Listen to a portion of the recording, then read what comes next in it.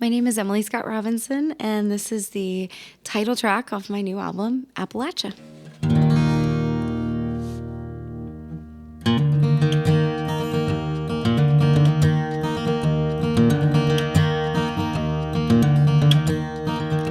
Oh, my heart for Appalachia. Oh, my heart for these blue hills. Oh, my heart forever captured, beating still.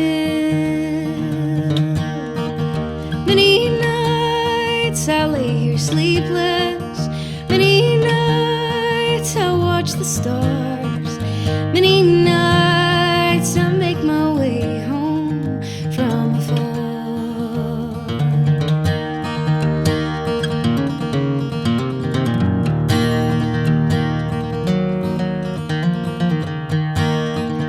Oh, my heart swept down the river, and though it all be washed away, it's not the first time I've had nothing or knelt to pray. My people came from pain and famine, 100 days on a dark sea. You think I'd let some wind and water tear the roots from me?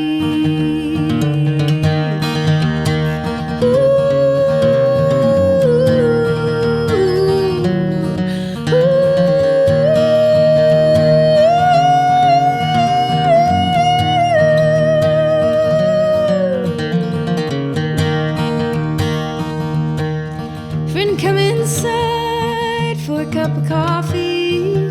Come inside for a dry bed. Come inside and let me feed you, rest your weary head. These mountains stood before we found them, and they'll outlast our children too. I promise spring will paint the hills in mountain laurel blue.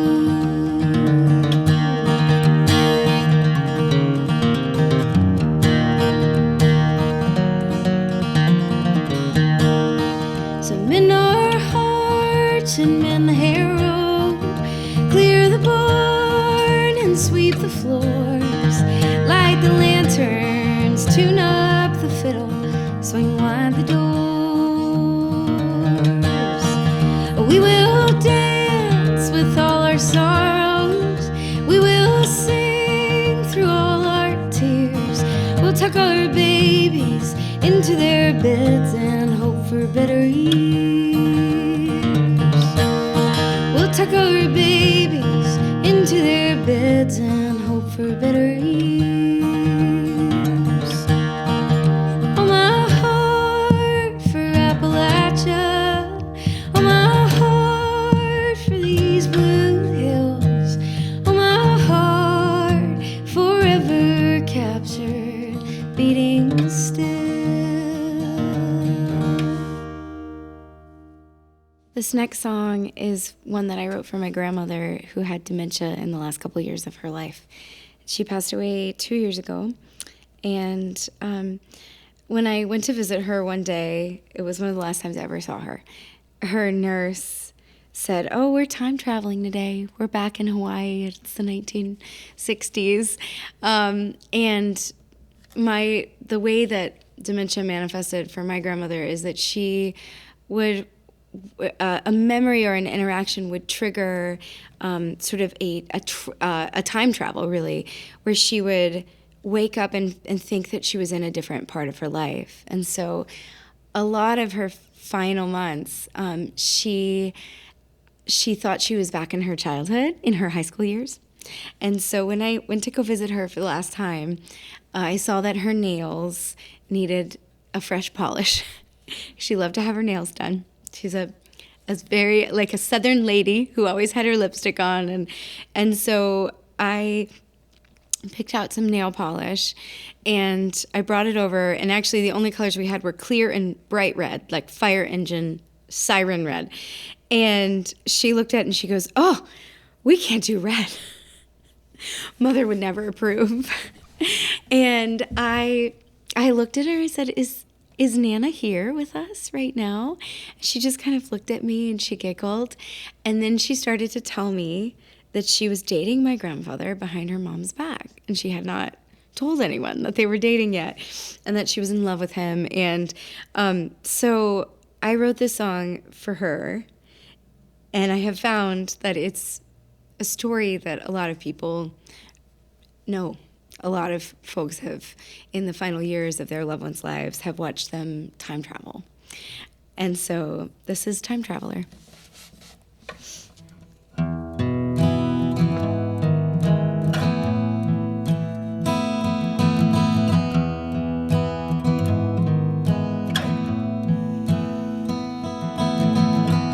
This week's been good, your nurses say. You wake up somewhere different every day.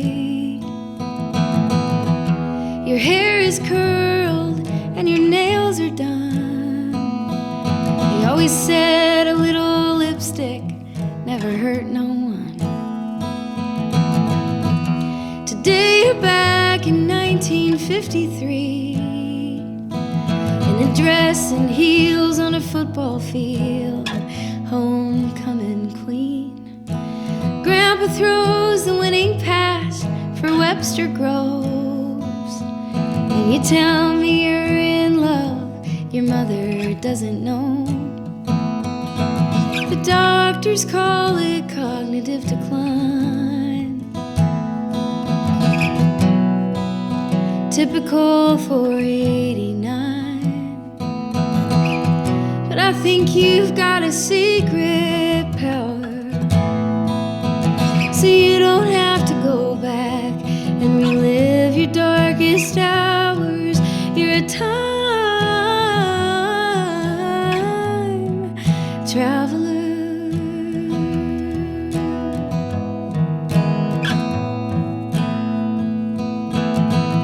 I think about how young you were at 23. You had your first rupture with reality.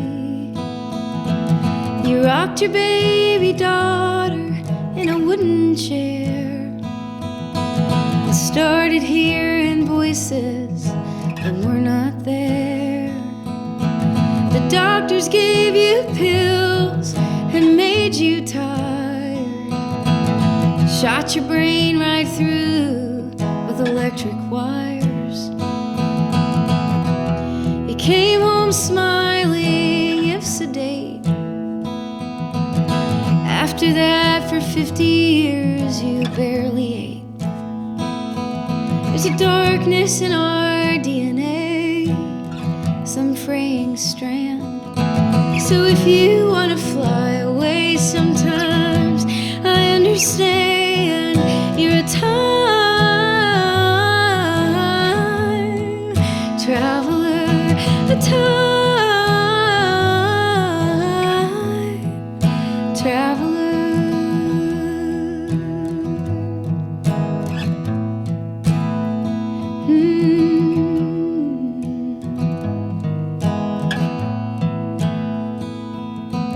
Now everyone you've ever loved is here with you. Your mama and your sisters and your papa too. Ancestors and angels crowding round the room, and I see the thinning veil that you're passing through. I held you on the day you held me on the day I came into this world. Now I hold your hand like you're the little girl. From dust to dust, with all this good love in between. Now all you want is to look out at the dogwood trees. You're a time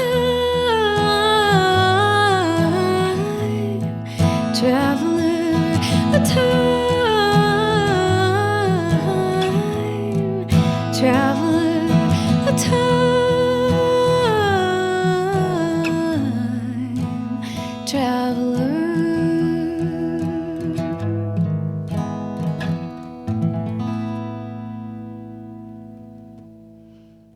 The song is called Sea of Ghosts, and it's also on my new record.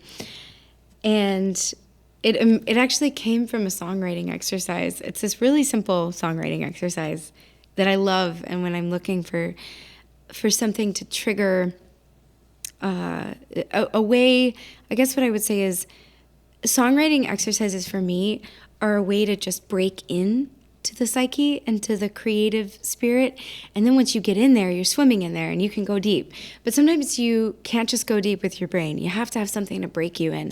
And this is a songwriting exercise where you look around the room and you write down 10 interesting images or objects in the room. And then you come up on another sheet of paper, you write 10 weird verbs, just like interesting verbs. And then you have to make 10 sentences out of the verb and the image combination. And so that's how I started this song. And then something very deep came from it. This is Sea of Ghosts.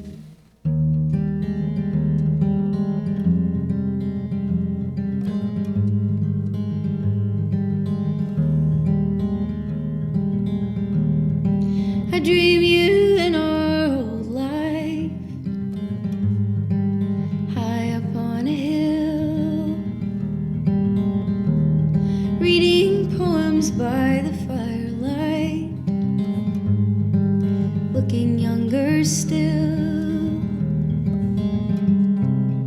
Your notes are in the margins, your shadows in the mirror. If you're looking for love that lasts, you can haunt me here.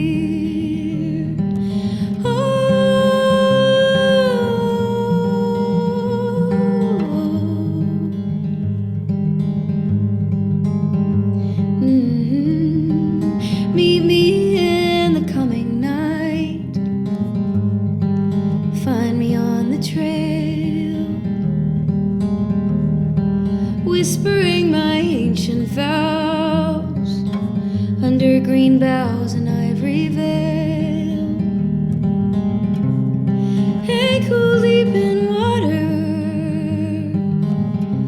walking up the riverbed, singing my song of supplication for to steal you from the dead.